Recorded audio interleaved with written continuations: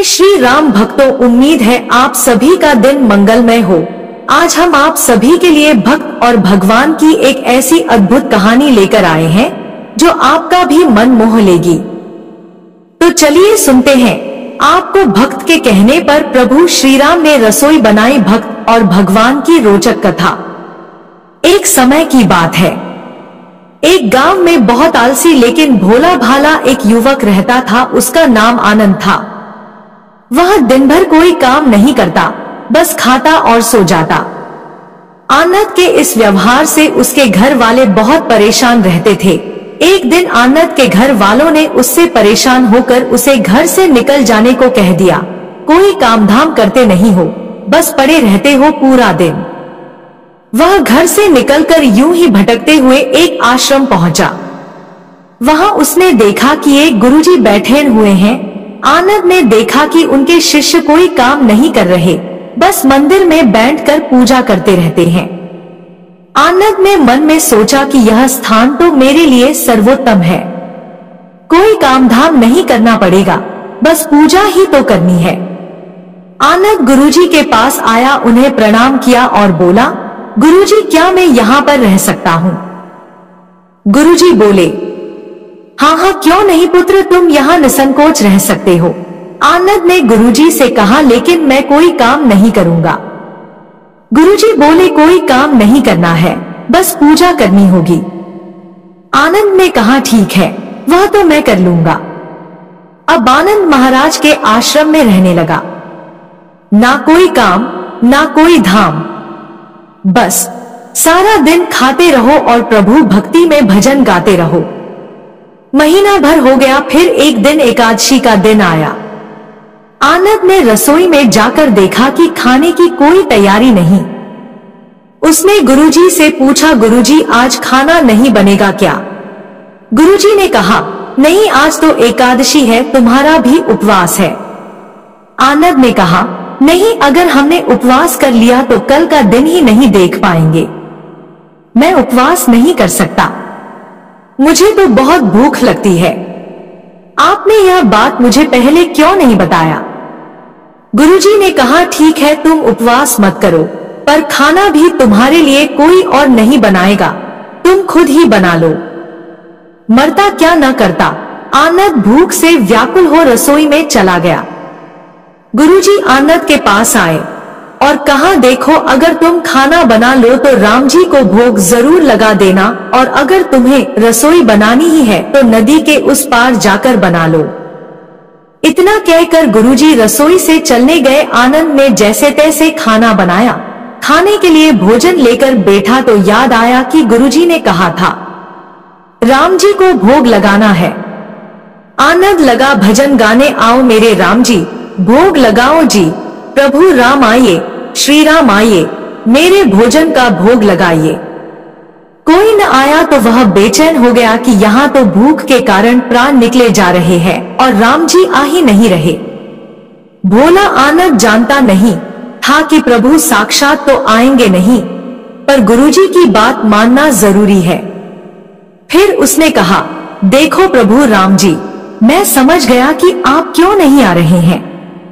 मैंने रूखा सूखा बनाया है और आपको स्वादिष्ट पकवान खाने की आदत है, इसलिए नहीं आ रहे ना आप। तो सुनो प्रभु, आज आपके वहां भी कुछ नहीं बना है, सबको एकादशी का उपवास रखना है। खाना हो तो यह भोग ही खा लो।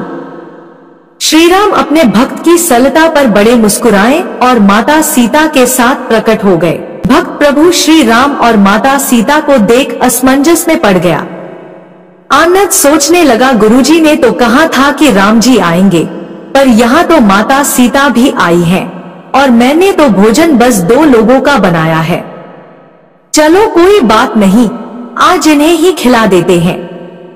भक्त बोला, प्रभु मैं भूखा रह गया, लेकिन मुझे आप दोनों को देखकर बड़ा अच्छा लग रहा है, लेकिन अगली एकादशी पर ऐसा न करना, पहले बता देना कि कितने जन आ रहे हो, और हाँ, थोड़ा जल्दी आ जाना। राम जी उसकी बात पर बड़े मुदित हुए। श्री राम और माता सीता भोग ग्रहण करके चले गए। अगली एकादशी तक यह आनंद सब भूल गया। उसे लगा कि प्रभु ऐसे ही आते होंगे और प्रसाद ग्रहण करते होंगे। फिर एकादशी आई। आनंद ने गुरुजी से कहा, मैं चला अपना खाना बनाने, पर गुरुजी थोड़ा ज्यादा अनाज लगेगा, वहां 2 लोग आते हैं। गुरुजी मुस्कुराए, भूख के मारे बावला है। ठीक है, ले जा और अनाज ले जा।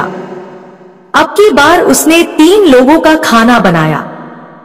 फिर गुहार लगाई, प्रभु राम आइए, सीताराम आइए, मेरे भोजन का भोग लगाइए। प्रभु की महिमा भी निराली है। भक्त के साथ कौतुक करने में उन्हें भी बड़ा मजा आता है। इस बार वे अपने भाई लक्ष्मण, भरत और शत्रुघ्न को भी साथ लेकर आए। भक्त को यह देखकर चक्कर आ गए। यह क्या हुआ? एक का भोजन बनाया तो 2 आए, आज 2 का खाना ज्यादा बनाया तो पूरा खानदान आ गया। लगता है आज भी भूखा ही रहना पड़ेगा। भक्त ने सबको भोजन परोसा और बैठे बैठे देखता रहा। अनजाने में ही इस बार फिर आनंद की एकादशी हो गई। फिर अगली एकादशी आने से पहले आनंद ने गुरुजी से कहा, गुरुजी, ये आपके प्रभु राम जी अकेले क्यों नहीं आते? हर बार कितने सारे लोग ले आते हैं, इस बार अनाज ज्यादा देना। गुरुजी को लगा कहीं यह अनाज बेचता तो नहीं है, देखना पड़ेगा जाकर। गुरुजी ने भंडार गृह में जाकर कहा, इसे जितना अनाज चाहिए दे दो।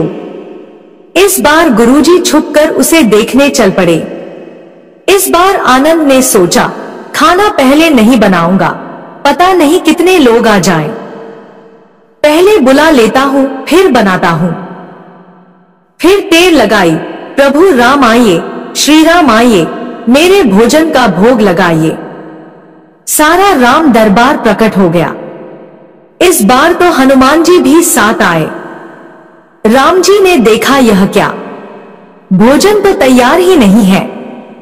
भक्त ठहरा भोला भाला, बोला, प्रभु इस बार मैंने खाना नहीं बनाया। प्रभु ने पूछा, क्यों? भक्त बोला, मुझे तो खाने को मिलता नहीं है, फिर क्या फायदा बनाने का, आप ही बना लो और खुद ही खा लो। राम जी मुस्कुराए, सीता माता भी हंसने लगी भक्त के मासूम जवाब से। लक्ष्मण जी बोले, अब क्या करे प्रभु? प्रभु बोले, भक्त की इच्छा है, पूरी तो करनी ही पड़ेगी, चलो लग जाओ काम पर। लक्ष्मण जी ने लकड़ी उठाई, माता सीता आटा गूंथने लगी। भक्त एक तरफ बैठकर यह सब देखता रहा। माता सीता रसोई बना रही थी तो कई ऋषि मुनि व यक्ष गंधर्व प्रसाद लेने आने लगे। इधर गुरुजी ने देखा कि खाना तो बना नहीं, भक्त एक कोने में बैठा है। गुरुजी ने आनंद के पास आकर पूछा, बेटा क्या बात है, खाना क्यों नहीं बनाया? आनंद बोला, अच्छा किया गुरुजी आप आ गए, देखिए कितने लोग आते हैं प्रभु के साथ। गुरुजी बोले, मुझे तो कुछ नहीं दिख रहा तुम्हारे और अनाज के सिवा। भक्त ने माथा पकड़ लिया, एक तो इतनी मेहनत करवाते हैं प्रभु, भूखा भी रखते हैं और ऊपर से गुरुजी को दिख भी नहीं रहे, यह और बड़ी मुसीबत है। भक्त ने प्रभु से कहा, राम जी आप गुरुजी को क्यों नहीं दिख रहे हैं?